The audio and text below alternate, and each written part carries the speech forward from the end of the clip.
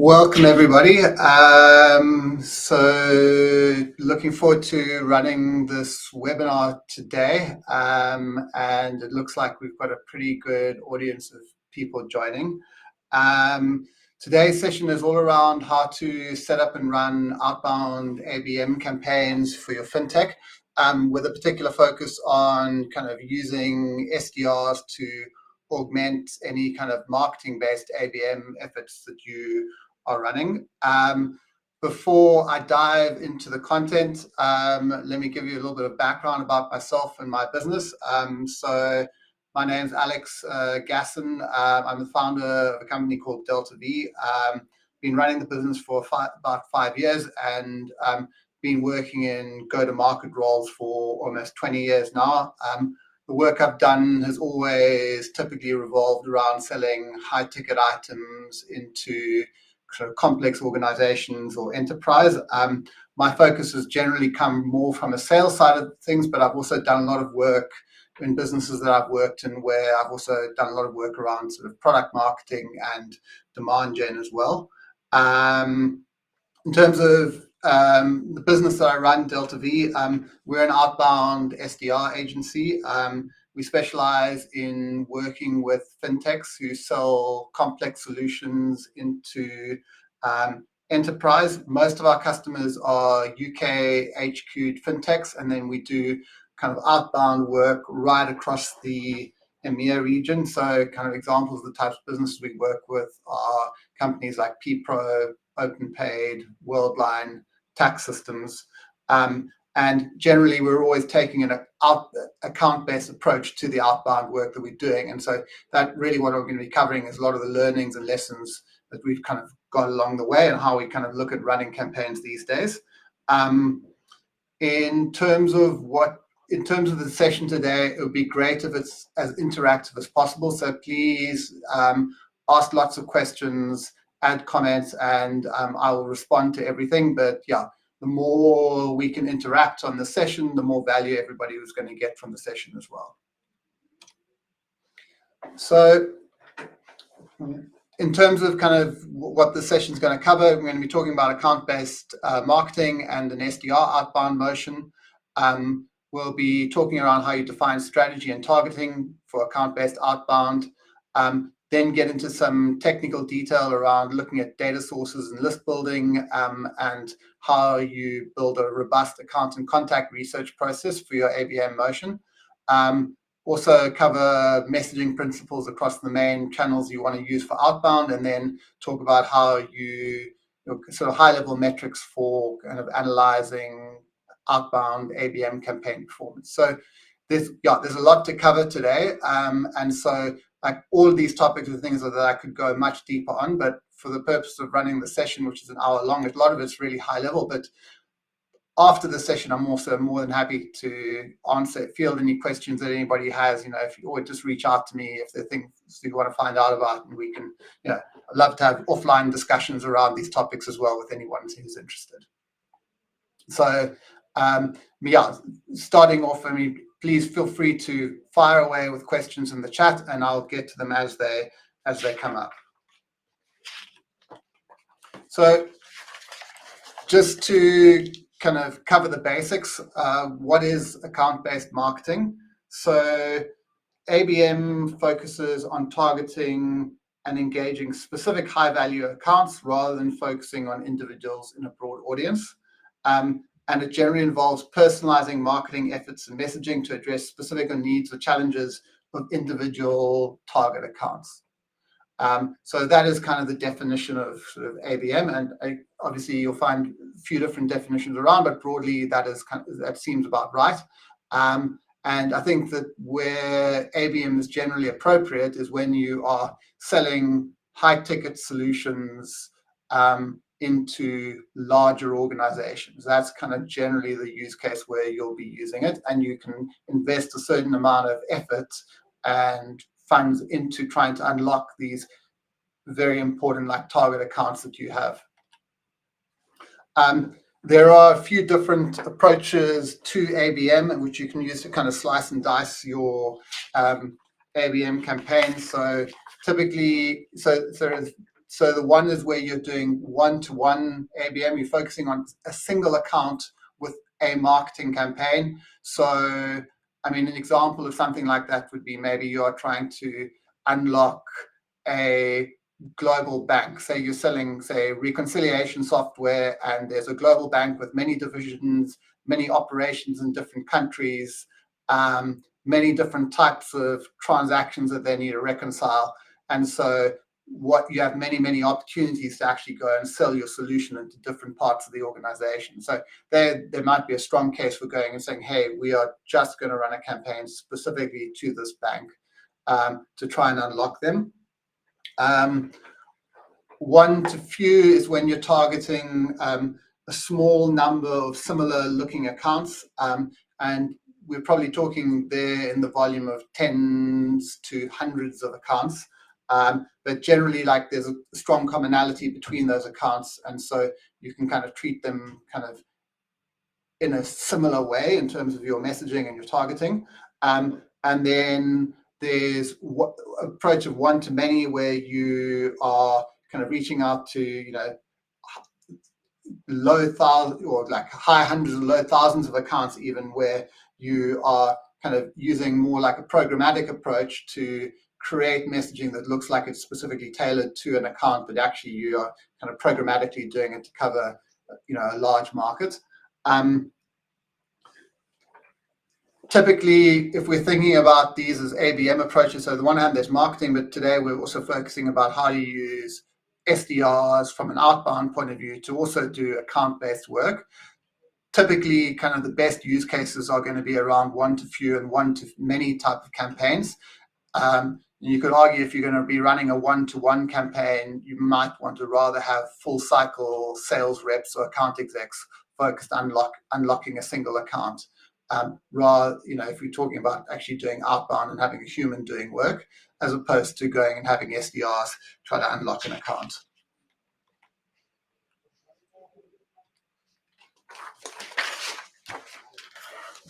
So this session is all about how to run outbound ABM campaigns that utilize SDRs, but I think that before we get into that, let's kind of look at how a marketing-led, account-based motion is different or similar to an account-based SDR motion. So if we're talking through like your kind of traditional sort of account-based marketing funnel, so first thing, if you're doing account-based marketing, your funnel always has to be upside down for some reason. So that seems to be very important. But the process that you're going to be going through as a marketer running an ABM campaign that focuses on your traditional marketing channels is that you've got to go through the process of selecting target accounts. You then have to identify contacts within those accounts, and then you go through the process of using your marketing channels to nurture those contacts and ultimately try and drive conversion, which should hopefully be that from those target accounts you have hand raisers interacting with your forms and putting up their hand to sit demos or talk to your sales team. The sort of nurturing and account conversion activity is generally going to use channels like email marketing, will be paid activity to custom audiences that you build based on the contacts that you've identified, and then things like building out personalized landing pages.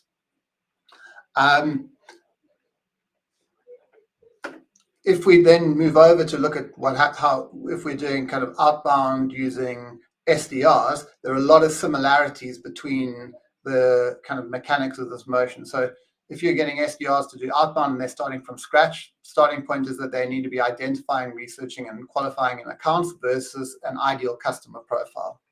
From there, they need to be doing research to identify contacts within those accounts that match specific buyer personas, and then they take those, load them up into outbound cadences, which are a mix of phone, email, and LinkedIn typically, and engage that audience, have conversations with them, and get them to the point where they are meeting with your sales team or taking demos with your sales team, and those are generally qualified meetings. if you look at these two, you'll see that there's really, really strong overlap between the kind of top of funnel activities, so account selection and contact identification. And I think practically these two activities, whether it's being done in marketing or whether it's being done by SDRs, are essentially the same activities. Where that changes a little bit is when you then go and look at the use of channels and how you drive conversion. So when you're using marketing channels, a great way of kind of getting your brand in front of people, and then you are kind of hoping that they are going to kind of convert and they're going to raise their hand, fill in a form or interact with your content, and you're going to have conversion happening that way. And the other side of it, if you have SDRs doing outreach, they are typically focusing on one-to-one communication, which is one-to-one phone calls, one-to-one emails, and one-to-one LinkedIn messages. And the kind of key difference here, I think, is that what you're doing is that you are having humans go out into the market and go and engage an audience and actually fetch those meetings that you're trying to win. There's quite strong overlap in these motions, and I'd say that generally they're very, very much complementary. So what we've seen when we are running campaigns for customers is that the most successful campaigns that we run is when a business has done an amazing job from a marketing perspective, but they haven't yet done the work from a sales development point of view. So the marketing goes and picks up the really low-hanging fruit of hand raisers, but then there's a harder level of work that you need to do where you actually need to be picking up the phone and reaching out to people. And people who've interacted with your content or seen your brand, they're aware of you, but they just haven't taken that final step to kind of actually saying, right, I'm going to explore more the solutions further. And that's where it's really powerful to have SDRs in the mix to go and pick up and all that good work that's been done from a marketing point of view and drive conversion, particularly using the phone as a channel. Where does this type of, if you're using SDRs for kind of outbound or account-based marketing, where does this live? It can live in sales, but it can also live in marketing. And we've done a lot of work with many of our customers where we're engaging with the marketing leaders, and they are using us specifically to support the account-based activities that they run.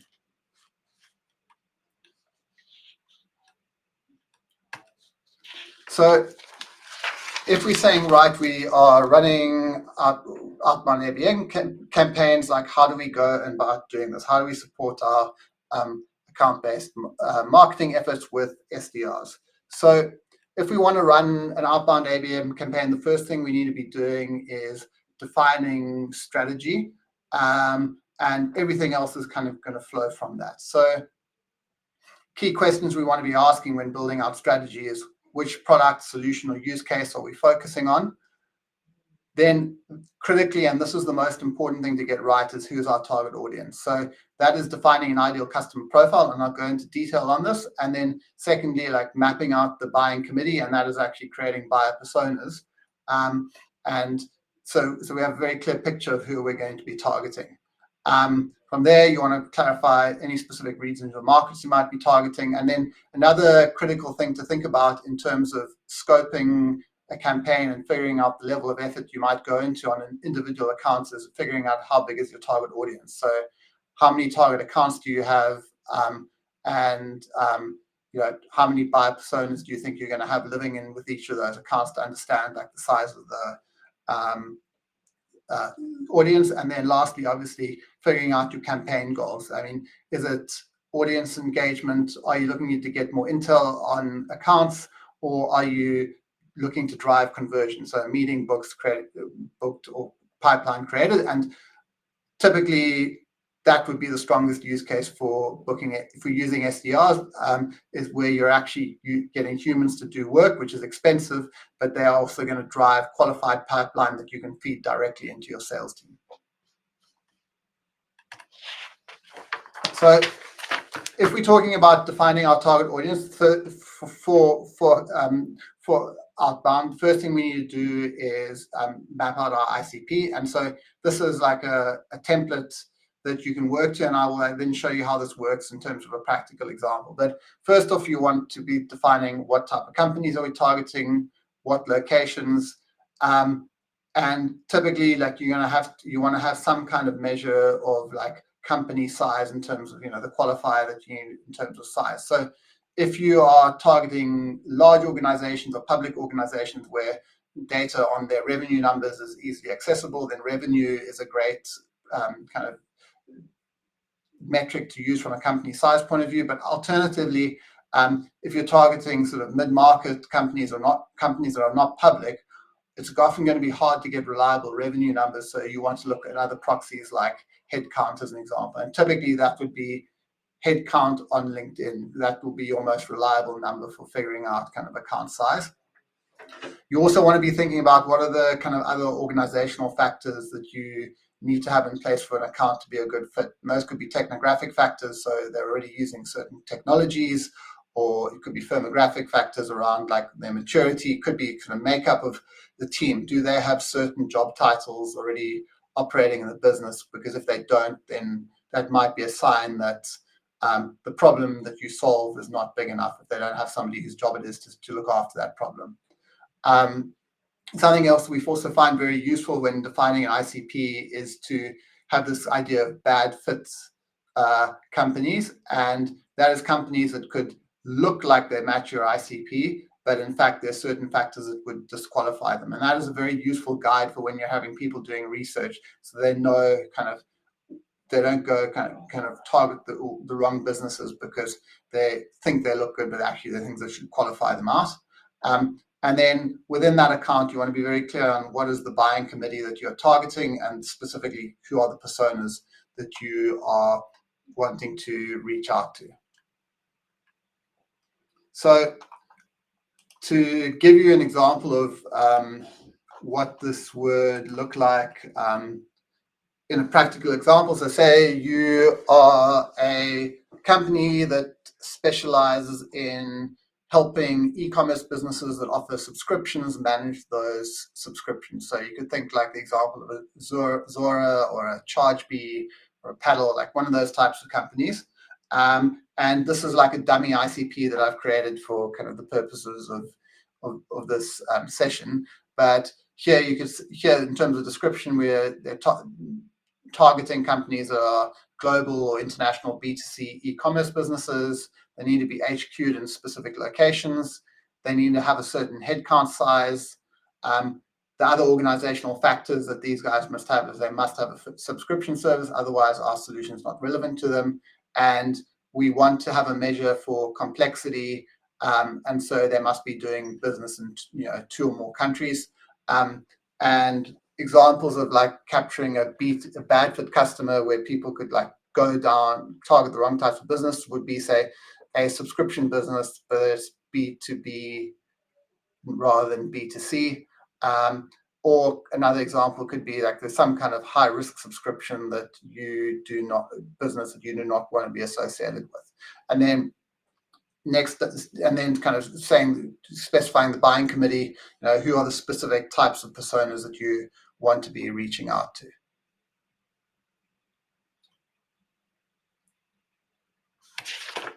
Next step down from that is to go and build out buyer personas. And I think that these are, like, particularly if you're using SDRs to do account-based outreach, this is critically important to get right, and because there's kind of 3 key things that you are using personas for. So one is that if you understand your personas deeply, it enables you to create persona-specific messaging. So being able to put very relevant messaging in front of people who live in your ICP.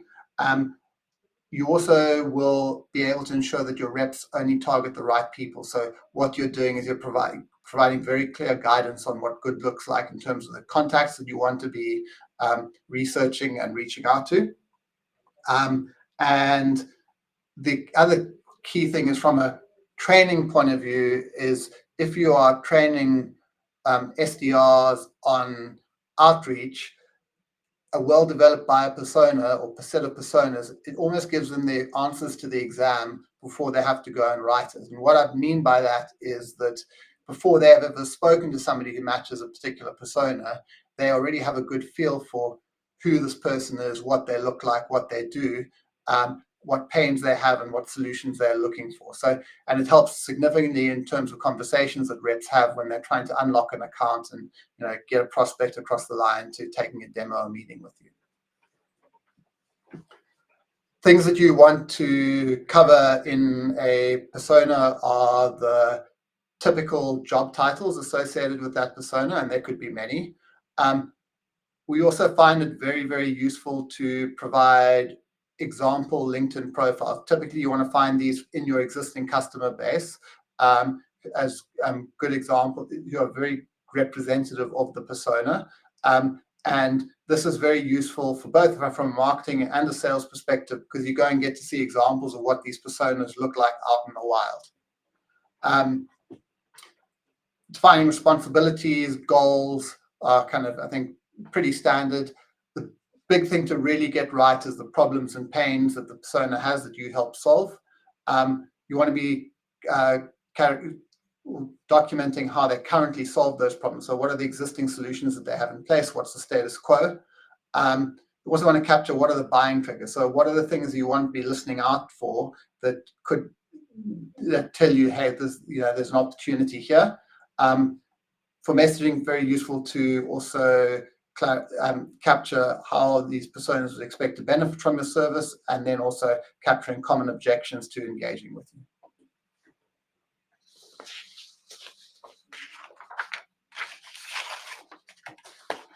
So once you define your target account list, not target account list, your target audience, the next step in terms of having a defined ICP and personas, the next step is to go and define or to go and build out a target account list. And there are various different ways that you can do this, and really you're going to live and die by the quality of the data that you can build your campaign around. So the starting point is obviously to try and build a list of target accounts. And where do you get that data from? So if you are a well-established business and you have a CRM with a lot of data in it, your CRM might be your best starting point for going and building out a target account list.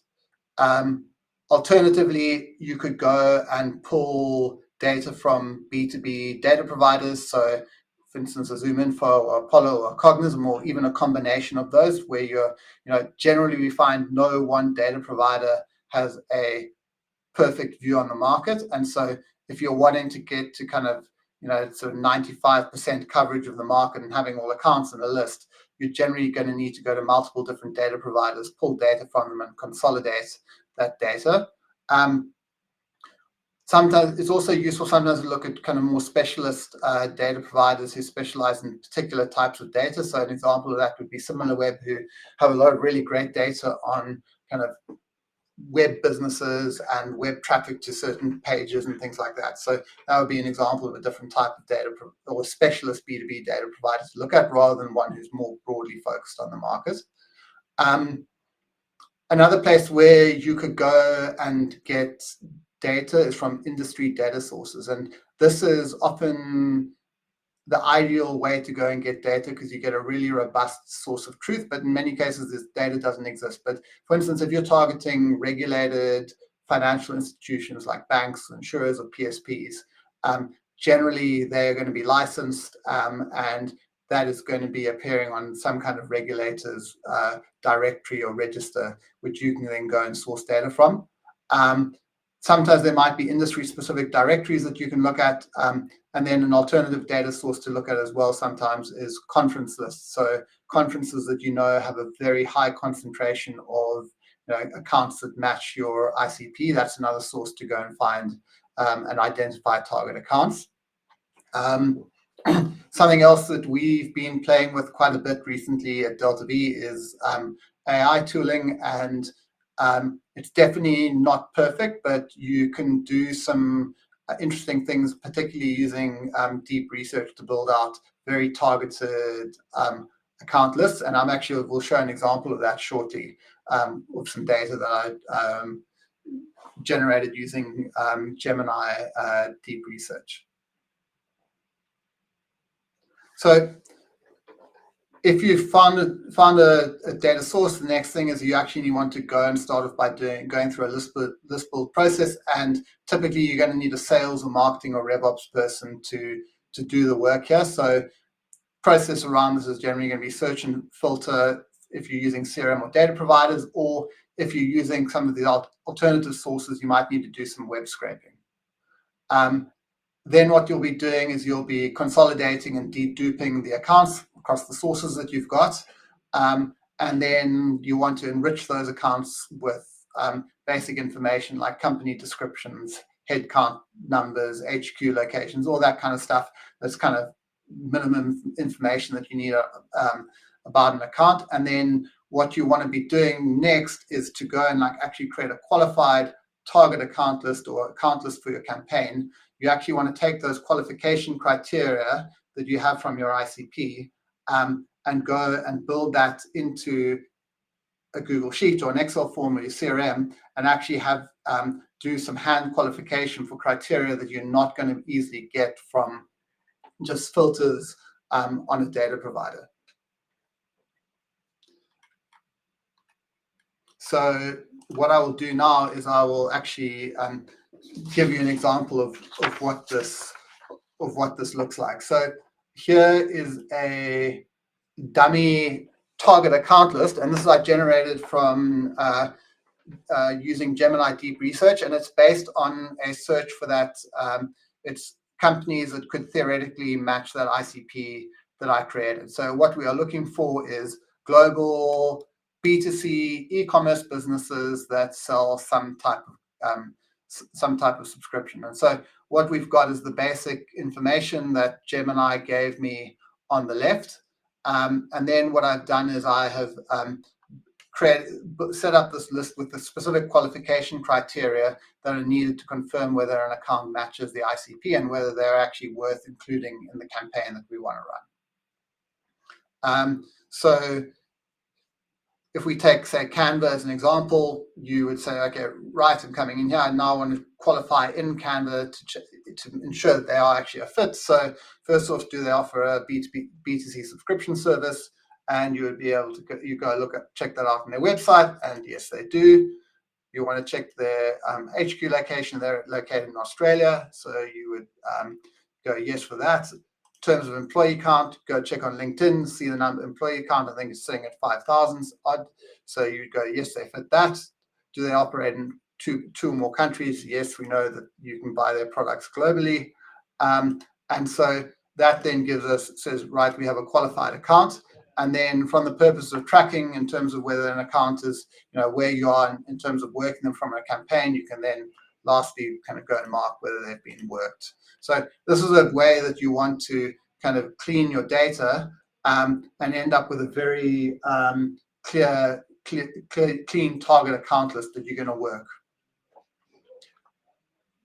The next step on from qualifying in accounts is to go through the process of qualifying in or identifying contacts in your buying committee in an organization. So for that ICP that we have our buying committee was heads of payments, head of finance, heads of e-commerce, and basically we're looking for and there's going to be something there where we're looking for people who are caring about subscriptions. So the way that we'd go through the process of identifying contacts is generally the workflow here is you're going to go to LinkedIn. I'm using just a LinkedIn professional license. It'll look different if you're using SalesNav for this. Generally, you would want to equip team members with SalesNav, but this example is nice and simple and it works well enough for illustration. So you'd go into Canva, you'd click into their employees. You then would use filters to filter down to identifying contacts who may kind of match the personas in your buying committee. And then finally actually go and click into a profile. So for instance, we have this chap over here, click into his profile, and would then want to verify, does this person in fact match one of our personas, and if they do, then go and save their details, and you'd use a data provider to push their details into your CRM or into your sales engagement platform, as the case may be. So that's kind of what the process would look like in terms of, say, having an SDR or actually a marketer go and qualify in accounts, and then also source contact information, identify contacts, and add them into sequence. So then moving on from kind of how we go about doing target account research, we next want to be thinking about, okay, so we've got the data in terms of target accounts and in terms of the contacts, so we have our audience defined, and we now, from an outbound point of view, want to be thinking about the channels that we're going to be using. And typically, if you're getting SDRs to run outbound into accounts, there's 3 channels you're going to be using, which is a combination of email, phone, and LinkedIn.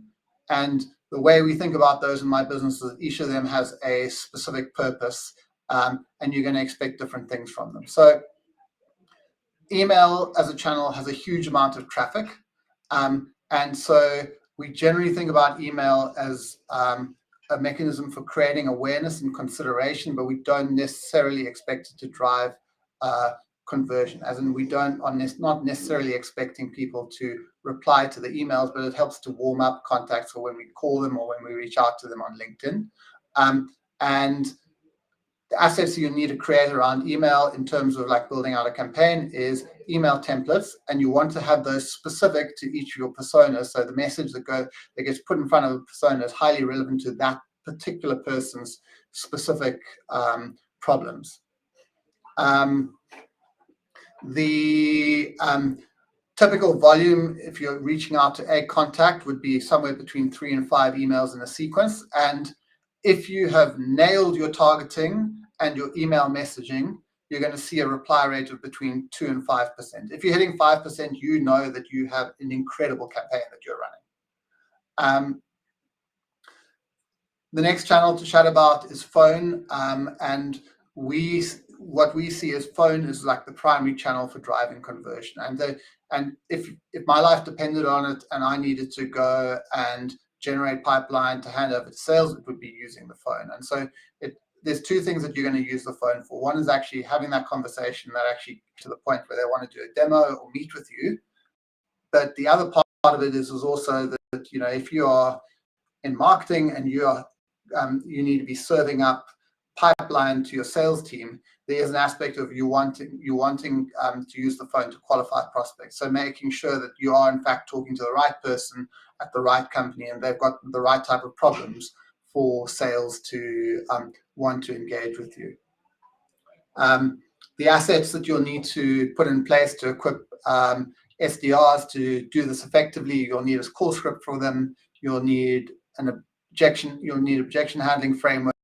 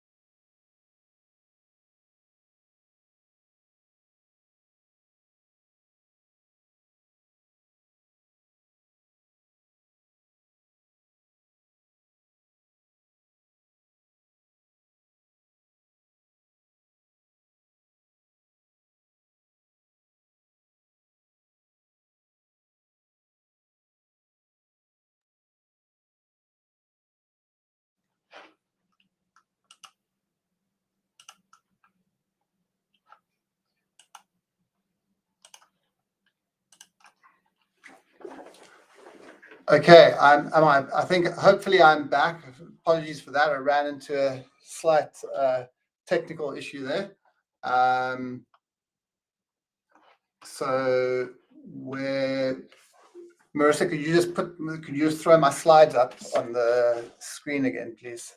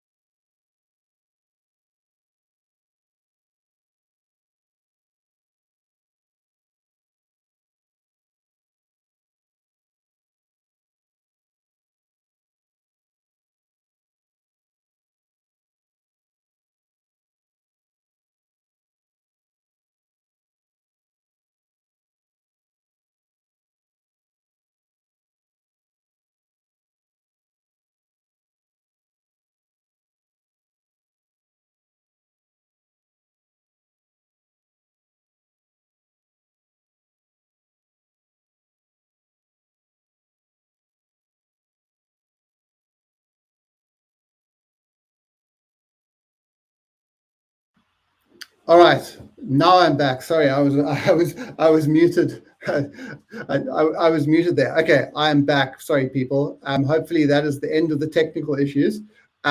So the the channel. So I was chatting about phone as a channel. So the purpose of phone is to drive conversion and qualify prospects. The assets you need to put in place are call script, objection handling framework, competitive battle cards. The volume of activity that an SDR is going to do is generally they'll attempt to dial a contact at least 10 times in a sequence, and you really want to be monitoring the connect rate and seeing that at least sort of getting around 5% or better connect rate, which means that 1 in 20 dials result in a conversation. The next channel is kind of that you want to kind of have reps using from an outbound point of view is LinkedIn, and that is LinkedIn. So specifically, that is LinkedIn connection requests, and then subsequently, if a connection's been accepted, a LinkedIn message or a LinkedIn in-mail. The way that we think about LinkedIn is that you use it to create additional familiarity, and it's an additional channel for driving conversion. So sometimes we see that prospects don't respond on email, they're not picking up the phone, but we're still able to engage them on LinkedIn. And so it's just another kind of tool in the SDR's armory to drive conversion on. The challenge around LinkedIn, if you want to measure it, is hard. Like generally, if you're using a sales engagement platform like a SalesLoft, you can't really, it's really hard to measure, kind of get reliable metrics on like what's actually going on there, but you'll build it into a sequence structure. And then overall, tying this together, you typically build a cadence or a sequence which has got something around 16 touches in it. So there'll be maybe 5 emails, 10 dials, and then a couple of LinkedIn touches to tie that all together.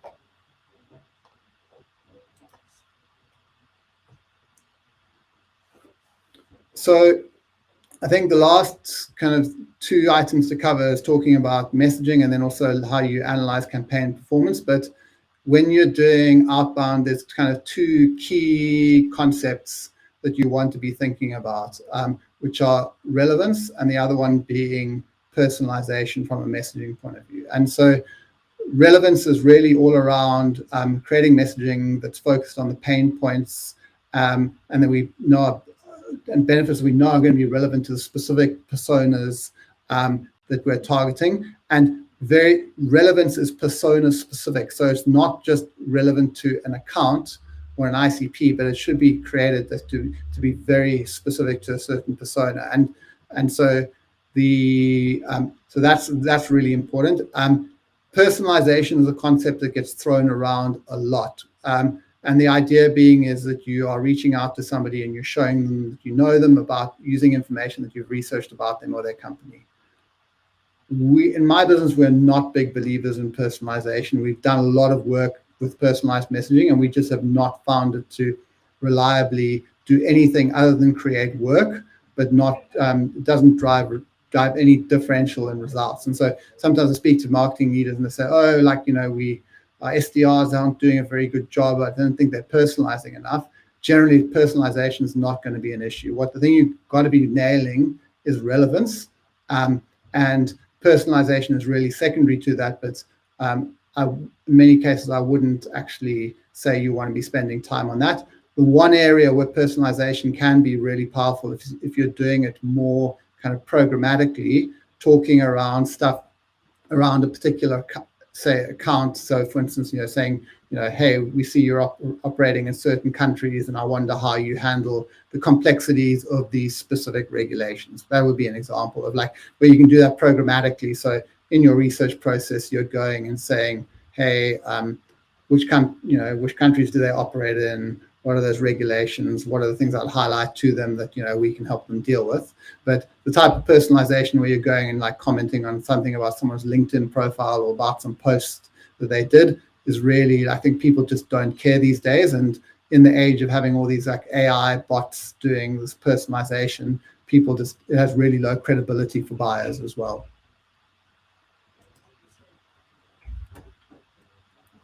So that covers kind of the last thing you want to be thinking about from the point of view of setting up a campaign. And then when you are running your campaign, the few things you want to think about, what are the metrics you should be working to. So typically in an account-based outbound motion, a SDR is going to be enrolling around 240 new contacts per month into outbound sequences. They should be sending around 600 mails, doing around 1,200 dials. There'll be somewhere around 360 LinkedIn touches, and that should result in around 6 qualified meetings getting generated. When you're running your campaigns, you want to tie this all together and do some analysis on how the campaigns are working and how they are running. And we find this super, super useful for kind of optimizing campaign performance. So on the one hand, you just want to look at volume. So basic things like contacts, emails sent, dials made. More critically, though, is looking at points of conversion. So open rates on emails are not necessarily a super reliable indicator, but they do give you some indication of how well, in particular, sort of subject lines of emails are working. And if you're seeing low open rates, that generally means that you might need to be tweaking your subject lines. Reply rates tell you if you've nailed the messaging. So if people are opening your emails, but you're not seeing replies, you then know that there's probably an issue with your messaging, or it could even be an issue with the targeting. And then connect rate is really just a health metric. Are reps kind of connecting with contacts at the right rate in terms of the number of dials that they make? And then obviously the key thing is saying how many meetings have we generated from these campaigns, and also how many of those meetings have actually taken place. We like to look at the overall health of a campaign by saying how many contacts does it take to book a meeting, and the inverse of that is the contact conversion rate. So a good health metric for that is generally around 3%. So 1 in 33 people that you reach out to turns into a meeting. What's very, very useful from a campaign perspective is also to break down outreach by persona. So you're going to have persona-specific messaging, and you're going to then run specific cadences or sequences to each persona. And what you can do then over time, you can gather data to see who's going to be responsive or not responsive. And you might find that over time you actually go and say, certain personas are not worth working, because it requires too much effort to actually try and convert that persona from an outbound point of view. So if we look at this example, we look at the bottom, we have a persona called Finance Fran, who's like our head of finance, and we can see we do need to do significantly more work reaching out to them than we do to other personas in our audience. So if we want to increase campaign effectiveness, we could be saying, right, we're going to drop specific personas from our targeting.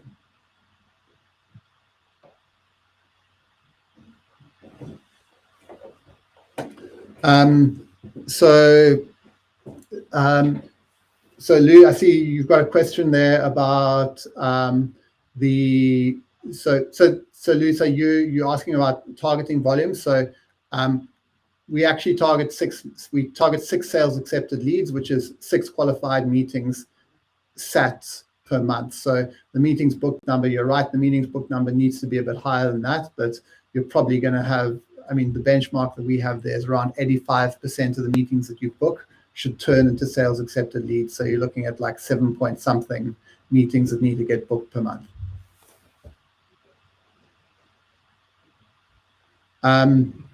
Cool. So that covers the that covers all the items that I had in the presentation. For those of you who are interested in the slides, you're more than welcome to just pop me a message after the session. I'll share those with you offline. Are there any other questions, any burning questions that people have, things that I didn't cover that you are hoping to get out of the session today that I can answer for you?